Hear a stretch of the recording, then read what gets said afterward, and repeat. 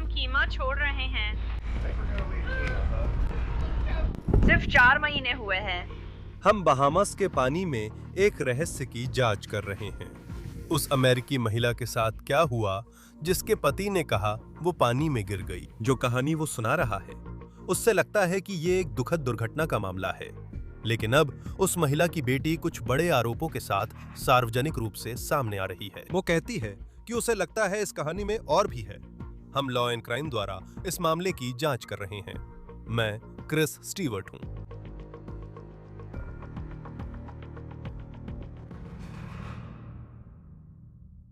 दोस्तों, जल्दी से बताना चाहता हूं, आप जानते हैं कि हम हर साल सैकड़ों मामलों पर नजर रखते हैं और हर मामले में इतना ज्यादा सबूत होता है कि हमने एक आइडिया निकाला है। हम आपको खुद सबूत जांचने का मौका देना चाहते थे, इसलिए हमने law and crime plus case files बनाई।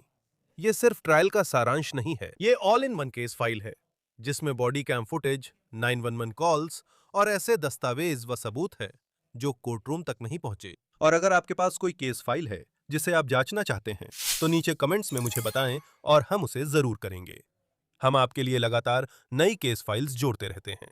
आज ही केस फाइल्स अनलॉक करने के लिए डिस्क्रिप्शन या पिन कमेंट के लिंक पर क्लिक कर लॉ एंड क्राइम प्लस के लिए साइन अप करें और फ्री ट्रायल लें। लाइनेट और ब्रायन हुकर ऐसी जिंदगी जी रहे हैं जैसी बहुत से लोग जीना चाहते हैं। उन्होंने दुनिया की भागदौड़ छोड़कर धरती की खूबसूरत जगहों पर सेलिंग कर रहे हैं। गल्फ ऑफ मेक्सिको को पार करने का दूसरा दिन। यहाँ उनकी नाव पर हुकर दंपत्ति हैं, जिसका नाम बहुत सही रखा गया है, सोलमेट। बहामास में अधिकारी लिनेट हुकर की तलाश कर रहे हैं क्योंकि ब्रायन ने शनिवार रात पानी में हादसा होने का दावा किया। ब्रायन ने इस कहानी के नेशनल न्यूज बनने पर पहली बार बयान दिया है। मैं जल्द बताऊंगा कि वो अब क्या कह रहे हैं। साथ ही लिनेट की बेटी द्वारा ब्रायन पर लगाए जा रहे गंभीर आरोप जो वो अब सार्वजनिक कर रही हैं।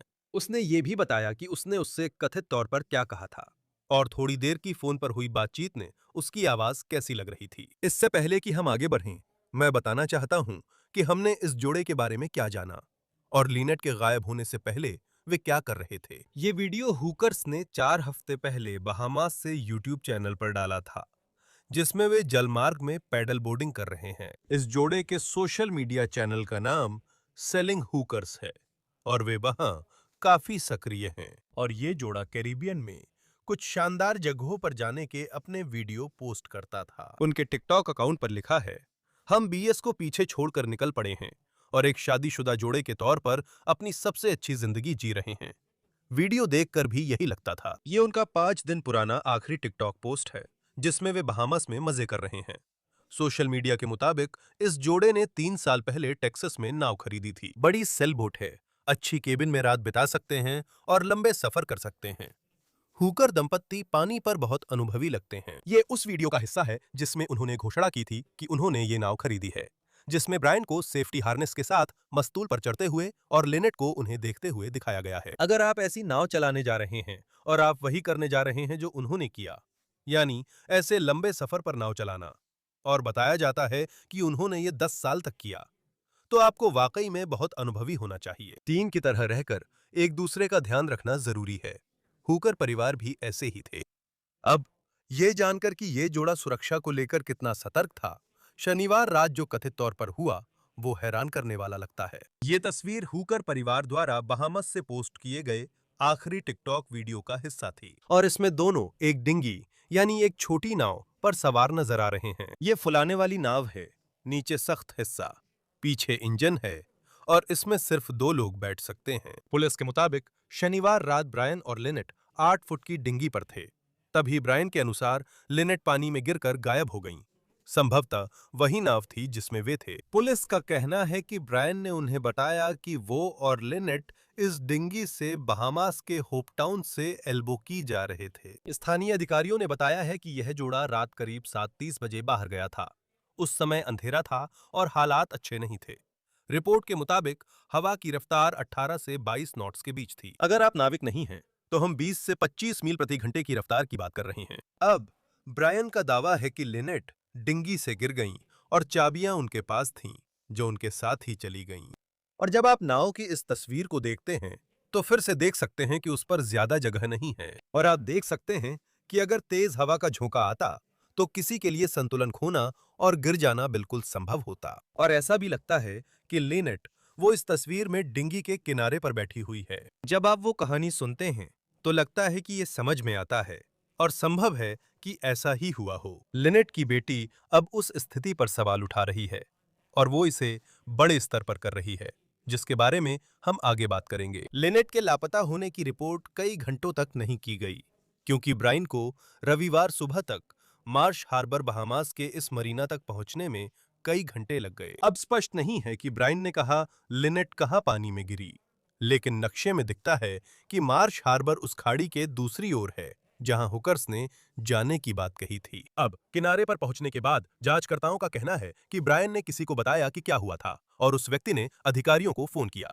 लिनेट की खोज के लिए हवा, समुद्र और जमीन पर लगातार तलाश हो रही है। इस जोड़े ने कहा कि वे अपनी जिंदगी का सबसे अच्छा समय बिता रहे थे। उनकी नाव का नाम सोलमेट है और वे 1 दशक से समुद्र में यही जीवन जी रहे थे। ऐसा लगता है कि सब कुछ बिल्कुल सही था और मुझे पता है कि बहुत सी सच्ची अपराध कहानियों में ऐसा कहना आम बात है, लेकिन यहीं पर चीजें थोड़ी चिंताजनक हो जाती हैं क्योंकि लिनेट की बेटी अब सामने आकर कह रही है कि इस जोड़े के लिए सब कुछ सही नहीं था। लिनेट की बेटी कार्ली ऑयल्सवर्थ है जो मिशिगन में रहती है और ब्रायन उसके सौतेले पिता हैं। उसने एनबीसी न्यूज को बताया कि उसकी राय में उसकी मां, जो एक अनुभवी नाविक और फिट इंसान है, का बस यूं ही नाव से गिर जाना बहुत कम संभव है। इसके अलावा ऑयल्सवर्थ ने फॉक्स न्यूज को दिए एक इंटरव्यू में चौंकाने वाला दावा किया, जिसमें उन्होंने कहा कि हुकर्स का घरेलू हिंसा का इतिहास रहा है। उसने आगे कहा, और यह फॉक्स न्यूज के इंटरव्यू में है, कि ब्रायन हुकर ने पहले कथित तौर पर लिनेट को गला घोंटने और उन्हें नाव से फेंकने की धमकी दी थी। उद्धरण: इस बात से कि ये सब हो रहा है, मुझे लगता है कि कहानी में और भी कुछ है, उसने उस इंटरव्यू में कहा। और वो यही नहीं रुकी। उसका दावा है कि जिस घटना में ब्रायन ने कथित तौर पर लिनेट को धमकी दी थी कि वो उसका गला घोंट देगा और उसे नाव से फेंक देगा, वो 2 साल पहले हुई थी। मैं बताना चाहता हूं कि बैकग्राउंड सर्च में ब्रायन और लिनेट हुकर पर कोई गिरफ्तारी या आरोप नहीं मिले। और एक बार फिर, ये सिर्फ आरोप हैं जो लिनेट की बेटी द्वारा सार्वजनिक रूप से लगाए जा रहे हैं। आइल्सवर्थ बताती हैं कि ब्रायन ने उनकी मां के गायब होने के बाद रविवार को उन्हें फोन कर ये खबर दी। वो बताती हैं कि ब्रायन का फोन आने पर उसकी आवाज शांत और सपाट थी। जब उनसे पूछा गया कि क्या उन्हें इस मामले में किसी आपराधिक साजिश का शक है, ऑयल्सवर्थ ने फॉक्स न्यूज से कहा, अभी के लिए थोड़ा सा। ऑयल्सवर्थ कहती हैं कि वो ब्रायन को बचपन से जानती हैं। 4 साल की उम्र में ब्रायन ने उनकी मां से शादी की और जल्दी ही उनके पापा की जगह ले ली। इसके बाद उन्होंने फॉक्स न्यूज इंटरव्यू में कहा कि ब्रायन हमेशा घर के नियम बनाने वाले रहे हैं और उन्होंने उन्हें ऐसा व्यक्ति बताया जिसके अंदर गुस्सा है, जिसे उसने अभी तक संभाला नहीं है। उन्होंने उन पर यह भी आरोप लगाया कि उन्होंने पहले अपनी बेटियों में से एक का गला दबाया था, लेकिन पुलिस या जांचकर्ताओं ने इसकी पुष्टि नहीं की है। तो आप देख सकते हैं कि इन आरोपों के आधार पर ब्रायन हुकर के बारे में उनकी अपनी सौतेली बेटी द्वारा बहुत ही कड़े शब्दों और गंभीर आरोप लगाए गए हैं। एलिसवर्थ अब अपनी मां के साथ जो हुआ उसकी पूरी जांच की मांग कर रही हैं, लेकिन ब्रायन अब एक सार्वजनिक बयान दे रहे हैं, जिस पर हम अभी बात करेंगे। सौतेली बेटी का दावा है कि ब्रायन ने फोन पर बताया कि अधिकारियों को एक फ्लोटेशन डिवाइस मिला जो उन्होंने मां के पानी में गिरने के बाद फेंका था। एनबीसी न्यूज के मुताबिक स्थानीय फायर और रेस्क्यू प्रमुख, जो शनिवार रात से लिनेट को खोज रहे हैं, अब इसे रिकवरी ऑपरेशन मान रहे हैं। अमेरिकी विदेश विभाग ने एनबीसी को बताया कि वो बहामियन अधिकारियों के साथ मिलकर मदद कर रहा है। आज सीबीएस न्यूज ने ब्रायन हुकर को बहामास में ढूंढ लिया। ये एक वीडियो है जिसे ऑनलाइन पोस्ट किया गया है, जिसमें ब्रायन एक पार्किंग लॉट में खड़े नजर आ रहे हैं। उन्होंने ब्रायन से उनकी कहानी जानने के लिए सवाल किए, लेकिन उन्होंने कोई जवाब नहीं दिया। उन्होंने फेसबुक पर बयान पोस्ट किया, मैं हाल की नाव दुर्घटना से मेरा दिल टूट गया है, जो अनिश्चित समुद्री हालात और तेज हवाओं के बीच हुई, जिसमें मेरी प्रिय लिनेट हमारी छोटी डिंगी से बहामास के एल्बोकी के पास गिर गईं। बचाने की पूरी कोशिशों के बावजूद तेज हवाएं और धाराएं हमें दूर ले गईं। हम अब भी उनकी तलाश कर रहे हैं। यही मेरी प्राथमिकता है। हमारा परिवार बहामास के लोगों की मदद के लिए दिल से आभारी है, खासकर hope town volunteer fire and rescue team, royal Bahamas police force, royal Bahamas defence force और यूएस कोस्ट गार्ड का। जिन्होंने लिनेट को हमारे पास वापस लाने के लिए लगातार मेहनत की है। इस कठिन समय में लिनेट को अपनी दुआओं में रखने और हमारे परिवार को समर्थन देने के लिए सभी का धन्यवाद। उद्धरण समाप्त। मैंने ब्रायन हुकर को एक संदेश भेजा था, ये जानने के लिए कि क्या उनकी सौतेली बेटी द्वारा हाल ही में दिए गए इंटरव्यूज में लगाए गए आरोपों पर उनकी कोई प्रतिक्रिया है। हम कार्ली ऑल्सवर्थ, जो सौतेली बेटी हैं, से संपर्क में हैं और उन्हें चर्चा के लिए आमंत्रित किया है। निमंत्रण अब भी खुला है। अब इस मामले पर और बात करने के लिए हमारे साथ हैं माइकल विंकलमैन, समुद्री वकील। जब भी हम कैरिबियन से जुड़े इन मामलों को फॉलो कर रहे होते हैं, आपको लॉ एंड क्राइम पर पाकर हमेशा अच्छा लगता है। ब्रायन हुकर की कहानी। वे इस डिंगी पर हैं और हालात बहुत अनुकूल नहीं हैं। वे कहते हैं कि लिनेट गिरती हैं, चाबियां साथ चली जाती हैं, फिर उन्हें पैडल मारकर किनारे आना पड़ता है। पानी और जिन मामलों पर आप काम करते हैं, उन्हें देखकर ये कितना मुमकिन लगता है? उसकी मौजूदा कहानी कितनी विश्वसनीय है? ज्यादा नहीं, मैं उसे संदेह का लाभ देना चाहता हूं क्योंकि बिना उचित प्रक्रिया के किसी पर दोष नहीं लगाना चाहता। लेकिन मेरी नजर में उस कहानी में निश्चित रूप से बहुत सारी खामियां हैं। मेरा मतलब है, सच में क्रिश, ये दो में से एक चीज है। या तो ये एक भयानक हादसा है या फिर ये एक भयानक अपराध है। अगर हम मान लें कि ये अपराध नहीं बस हादसा है, तो वहां लाखों थियरीज नहीं हो सकती। ये अनुभवी नाविक है और समुद्र की स्थिति जानते हैं, फिर भी आप डिंगी से किनारे क्यों जाना चाहते हैं? शायद ऐसा इसलिए हो सकता है क्योंकि हालात खराब थे। अगर आप अनुभवी नाविक हैं तो खुद को ऐसी स्थिति में नहीं डालेंगे जब तक वो अचानक या कोई अज्ञात तूफान ना आ जाए। लेकिन जितना मैंने थोड़ा बहुत रिसर्च किया है, उससे पता चलता है कि वहां एक ज्ञात शीत मोर्चा आ रहा था, जैसा कि अक्सर ठंडे मोर्चों के साथ होता है। सबसे पहले जो आता है वो है तेज तूफान। तो वहां निश्चित रूप से कुछ कमियां हैं क्रिश। क्योंकि मैं उन परिस्थितियों के बारे में सोच रहा हूं, 18 से 20 नॉट की हवाएं, जो उन लोगों के लिए जो नाविक नहीं हैं, हम लगभग 20 से 25 मील प्रति घंटे की तेज हवा के झोंकों की बात कर रहे हैं। मेरा मतलब है, जब आप उनके YouTube चैनल को देखते हैं, तो उन्होंने बहुत कुछ डाला है और आप देख सकते हैं कि उन्हें पता है कि वे क्या कर रहे हैं। मेरा मतलब है, उन्होंने कुछ गंभीर यात्राएं की हैं। सोचिए, कोई उन हालात में छोटी नाव लेकर बाहर निकले, कितना हैरान करने वाला है। हाँ बिल्कुल, बहुत हैरान करने वाला है। जब तक कि वे किसी तूफान से बचने की कोशिश नहीं कर रहे हों, मुझे ये मुमकिन लगता है कि शायद वे जमीन पर पहुंचने की कोशिश कर रहे थे, इसलिए वे ऐसा करने की कोशिश कर रहे थे। अगर ऐसा होता तो आप सोचते वे पहले ही निकल जाते। हाँ, रात 7:30 बजे बाहर जाने पर अंधेरा हो जाता है। आप जानते हैं, इसमें यह बात भी है, ऐसा नहीं लगता कि जो लोग हमेशा सुरक्षा का ध्यान रखते हैं, जैसा कि लगता है वे करते हैं, वे ऐसा करेंगे। साथ ही कितना संभव है कि हम लिनेट हुकर का शव ढूंढ पाएंगे? मुझे पता है कि स्थानीय अधिकारियों ने कहा है कि अब ये एक रिकवरी मिशन है। कुछ दिन हो चुके हैं। ब्रायन के मुताबिक वो रात में डिंगी से पानी में गिर गई थीं। इस जांच के इस हिस्से में आमतौर पर क्या होता है? आंकड़ों के अनुसार अगर 24 घंटे में आपको नहीं ढूंढा गया तो बचने की संभावना लगभग न के बराबर हो जाती है। मेरा मतलब है, मुझे भी लगता है कि ब्रायन की कहानी में खामियां हैं, जैसे उसका पानी में गिरना और ब्रायन का न पहुंच पाना। मुझे पता है कि अगर मेरी पत्नी पानी में होती तो जहाज पर लाइफ जैकेट्स होनी चाहिए थी। मेरा मतलब है, मैं पूरी कोशिश करता, शायद खुद भी पत्नी को बचाने पानी में कूद जाता। इसमें और भी खामियां हैं। अगर आप बहामास के अधिकारी हैं और जांच कर रहे हैं कि क्या हुआ, तो आपके पास अभी शव नहीं है। यह सब रात में हुआ था। उसके पास जहाज की चाबी नहीं थी। वो कहता है कि पैडल मारकर वो वापस मार्श हार्बर लौट आया। मेरा मतलब है, आप इस जांच को कैसे आगे बढ़ाएंगे ताकि पता चल सके कि उसकी कहानी सच है या नहीं? हाँ, मेरा मतलब है, यही तो अपराध जांच की बुनियादी बात है। बेशक मैं हमेशा सिविल पक्ष में रहता हूँ। जब लोग घायल होते हैं तो मैं उन्हें सिविल मामलों में प्रतिनिधित्व करता हूँ। आखिरकार मेरी और आपराधिक अधिकारियों की जांच में ज्यादा फर्क नहीं है, बस आपके पास सीमित डेटा होगा।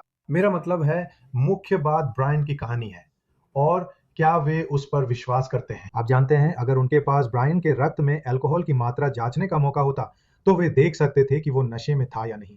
लेकिन वे वहां जा क्यों रहे थे? क्या वे खराब मौसम से बचने के लिए जा रहे थे या वे बाहर जाने के लिए जा रहे थे? मेरा मतलब है, मैं मायामी का रहने वाला हूं और मैंने बहामास और कैरेबियन में काफी समय बिताया है और वहां जमीन पर बहुत सारी मजेदार बारें हैं। माफ कीजिए, बहामास में। बेटियों ने कहा कि वे शराब पीते थे और उनके रिश्ते में अस्थिरता थी। आप शायद बेटी का भी इंटरव्यू करना चाहेंगे। मुझे पता है एफबीआई भी शामिल है। रॉयल बहामियन अधिकारियों और एफबीआई के पास जांच के लिए कुछ डेटा होगा। और सवाल यह है कि क्या यह ब्रायन पर वास्तव में कोई अपराध का आरोप लगाने के लिए पर्याप्त होगा, या जब सारा डेटा छानबीन कर लिया जाएगा तो क्या लोग यह तय करेंगे कि यह एक दुर्घटना थी। और सौतेली बेटी ने इंटरव्यूज में जो आरोप लगाए उसमें वो बेहद आक्रामक हो गई है। मेरा मतलब है वो बहुत सार्वजनिक रूप से कह रही है कि कथित तौर पर यह रिश्ता सोशल मीडिया पर जितना परफेक्ट दिखता था उतना था नहीं, और उसकी बातों में घरेलू हिंसा का इतिहास भी था। उसने उनके शराब पीने और रिश्ते में अस्थिरता को लेकर आरोप लगाए हैं। इसका कितना असर पड़ता है? अगर आप बहामियन अधिकारियों को जानते हैं तो वे कैसे मामले को संभालते हैं। उसने फॉक्स न्यूज को बताया कि उसने अधिकारियों को कॉल किया लेकिन संपर्क नहीं हो पाया। उसके पास एक वकील भी है। उस पल यह समझने की कोशिश की लेनेट हुकर जहाज से कैसे गिरी, इसका कितना असर पड़ सकता है। मुझे लगता है कि इसका काफी असर पड़ता है। मुझे लगता है उसका नाम कार्ली था, और कार्ली साफ तौर पर सामने आकर एक बहुत जोरदार बयान दे रही है, एक बहुत ही उतार चढ़ाव भरे रिश्ते के बारे में, उन लोगों के बारे में जो बहुत ज्यादा शराब पीते थे और उनका रिश्ता बहुत अस्थिर था। और ये निश्चित रूप से वे कारक हैं जिनकी कोई भी जांच एजेंसी जांच करेगी और उन्हें काफी महत्व देगी, ताकि सच में इस पहेली के टुकड़ों को जोड़कर पूरी तस्वीर सामने लाई जा सके। और ऐसा लगता है कि आप जानते हैं इसका दूसरा पहलू भी है। उसने कहा कि ब्रायन ने जब उसे खबर दी तो उसकी आवाज सपाट और शांत थी। और सच कहूं तो मुझे नहीं पता मैं कैसे प्रतिक्रिया दूंगा अगर मुझे वो कॉल करनी होती। वह वही व्यक्ति है जिसने उसके पानी में गिर जाने के बाद इंजन की चाबियां न होने की वजह से बहुत दूर तक पैडल मारकर किनारे तक पहुंचा, और उसने फेसबुक पर यह बयान जारी किया। फेसबुक पर बयान देना लॉ फर्म से बयान देने से ज्यादा कैजुअल है, लेकिन पढ़कर लगा जैसे वकील ने लिखा है। मुझे उसका बैकग्राउंड नहीं पता, पर उसने सभी विभागों को धन्यवाद दिया और कहा कि मेरा परिवार इसकी सराहना करता है। मुझे यह बयान प्रोफेशनली लिखा हुआ लगा। मैं ये नहीं कह रहा कि यह कोई बुरी बात है, लेकिन उसके दिए उस बयान में आपको सबसे अलग क्या लगा?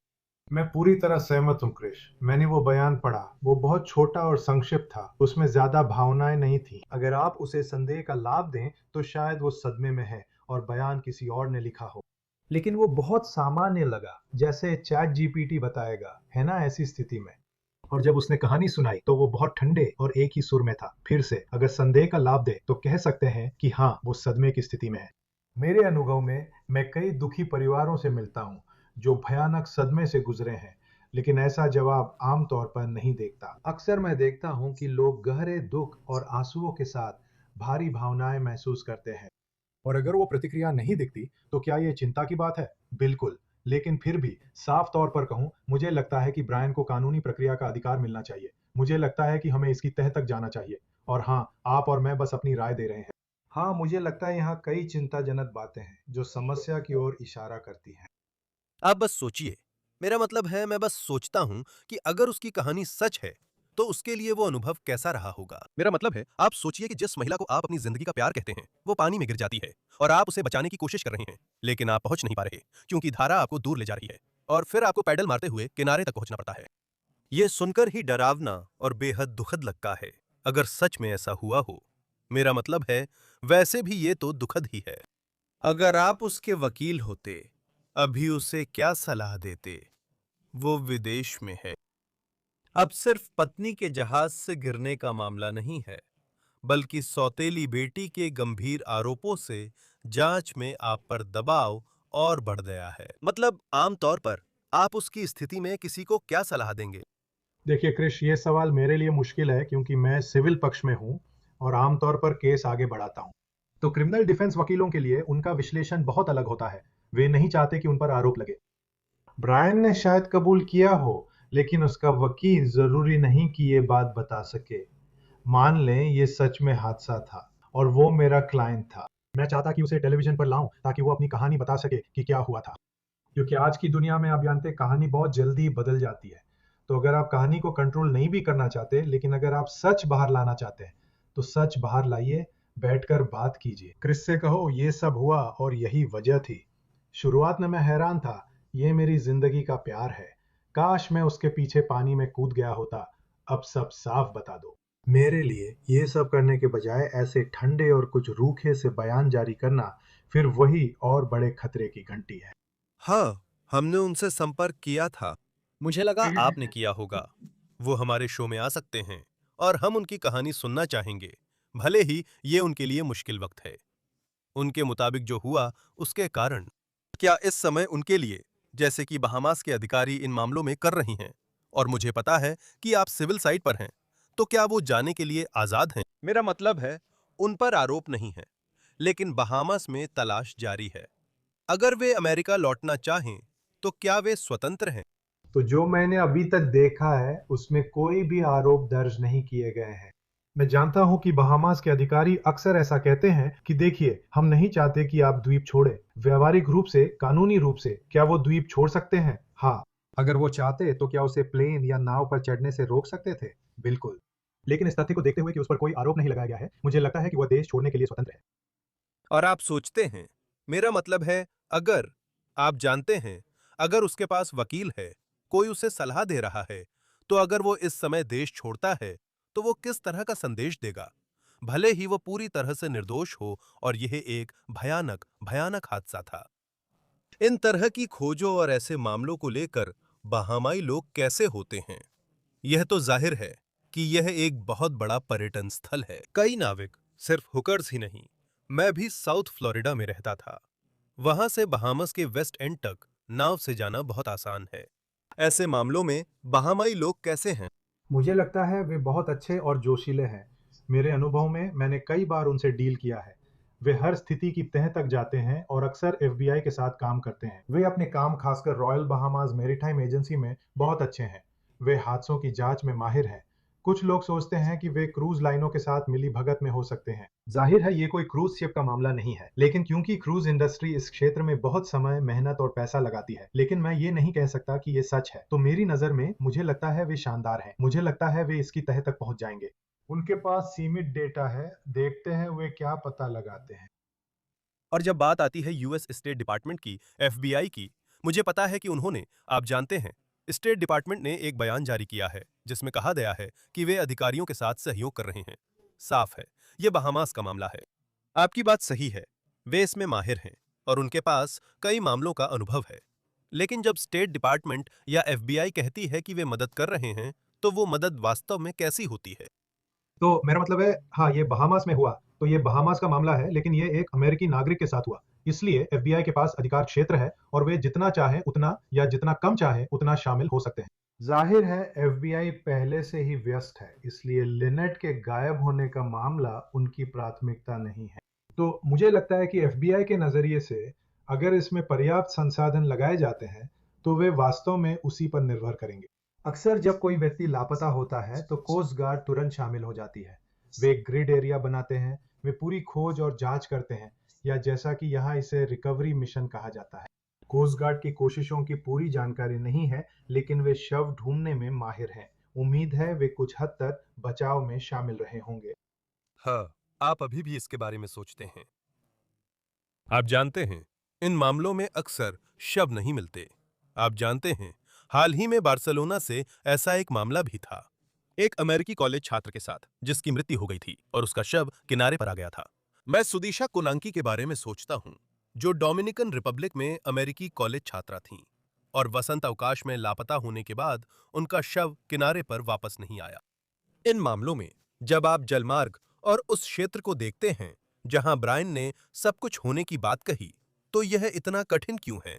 वास्तव में किसी की बरामदगी होना इतना चुनौतीपूर्ण क्यों है? देखिए, ये तो भूसे के ढेर में सुई खोजने जैसा है। मेरा मतलब है, आपके पास हवाएं हैं, समुद्री धाराएं हैं, और ये भी देखना है कि क्या शरीर में पानी भर गया और तुरंत डूब गया या नहीं। कारकों की संख्या 10 लाख है, लेकिन मुख्य बात यह है कि इलाका बहुत बड़ा है और हर मिनट फैलता जा रहा है। शानदार कोस्ट गार्ड भी भूसे के ढेर में सुई खोजने जैसी बेहद मुश्किल लड़ाई लड़ रहे हैं। ये सवाल असहज हो सकता है, लेकिन कार्ली, जो सौतेली बेटी है, ने फॉक्स न्यूज इंटरव्यू में बताया कि उसके पास वकील है। इस समय वकील की क्या भूमिका है? ये उसकी जैविक माँ और सौतेले पिता है जो लंबे समय से उसकी जिंदगी में है। मुझे पता है उनके रिश्ते अच्छे नहीं हैं, लेकिन ऐसी स्थिति में जब जांच चल रही हो तो उसके जैसे व्यक्ति के लिए वकील की भूमिका क्या होती है?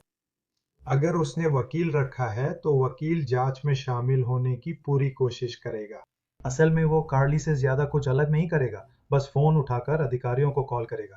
सैद्धांतिक रूप से अगर वो केस दर्ज करना चाहती है, एक सिविल केस, तो उसके पास समन जारी करने की शक्ति होगी जिससे वो और जानकारी प्राप्त कर सकेगी। वो उसका बयान ले सकती है ताकि और सवाल पूछ सके। तो एक वकील बहुत कुछ कर सकता है। शायद अभी इसके लिए थोड़ा जल्दी है, लेकिन हाँ, एक सिविल वकील जांच को आगे बढ़ाने के लिए बहुत कुछ कर सकता है।